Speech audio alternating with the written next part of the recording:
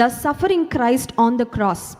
యేసయ్య యొక్క శ్రమ సమయం గడిచే కొద్దీ ఎక్కువే అయింది కానీ తక్కువ అవ్వలేదు కదండి. ఎందుకంటే ఆఖరికి ఆయన దేహంలోని రక్తం అంతా కారిపోయి బాడీ అంతా డీహైడ్రేట్ అయిపోయి ఆ చేతులు కాళ్ళలో నుండి ఆ గాయాల్లో నుండి రక్తం స్రవించి ఫైనల్గా ఆయన శిలువ మీద తలవాల్చి ఆయన తన ప్రాణాన్ని విడిచారు అని వాక్యంలో ఉంది. ఆయన నడుస్తూ యెరూషలేము కుమార్తెలతో మాట్లాడారు. అంత మాత్రమే కాదు, శిలువ మీద ఉండి కూడా ఆయన తండ్రితోనే కాదు మాట్లాడింది, ఆయన తన ఎదుట ఉన్న తన శిలువ క్రింద ఉన్న తల్లితో ఆయన మాట్లాడారు.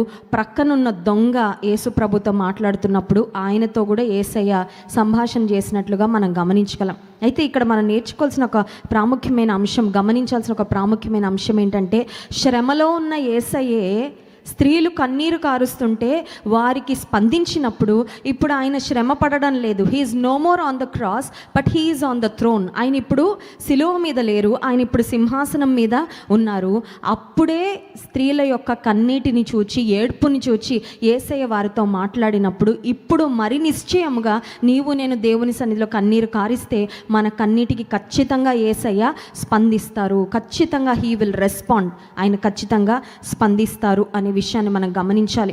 28వ వచనంలో యేసయ్య పలుకుతున్న మాట యెరూషలేము కుమార్తెలతో. 28వ వచనం, యెరూషలేము కుమార్తెలారా నా నిమిత్తము ఏడవద్దు అని చెప్పలేదు. ఎవరైనా ఏడుస్తూ ఉంటే బాగా ఏడవండి అని చెప్తామా? మనం చెప్పం కదా. మనము ఏడవద్దు అని మనం చెప్తాము. కానీ యేసయ్య పలికిన ఈ మాటలు చాలా వ్యత్యాసంగా ఉన్నాయండి. సామాన్యంగా లేవు, ఆర్డినరీగా లేవు, బట్ చాలా ప్రాముఖ్యంగా చాలా డిఫరెంట్గా యేసయ్య మాట్లాడుతున్నారు. ఏమైనా మాట్లాడుతున్నారంటే, he was trying to redirect their సారో.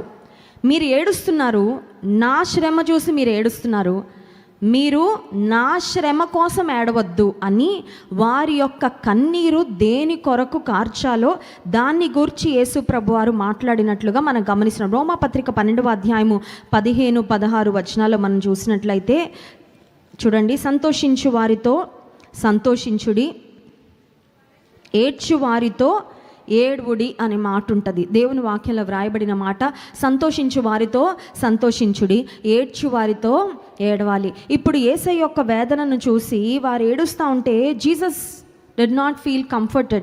అమ్మ, మీరు నా కోసం ఏడుస్తున్నారు, నాకు కొంత ఆదరణగా ఉంది, నాకు ధైర్యంగా ఉంది, మీరు నా కొరకు ఏడుస్తుంటే అని వారిని మెచ్చుకున్నట్లు కానీ అభినందించినట్లు కానీ మనకు కనబడడం లేదు. కానీ మీరు నా నిమిత్తము ఏడవద్దు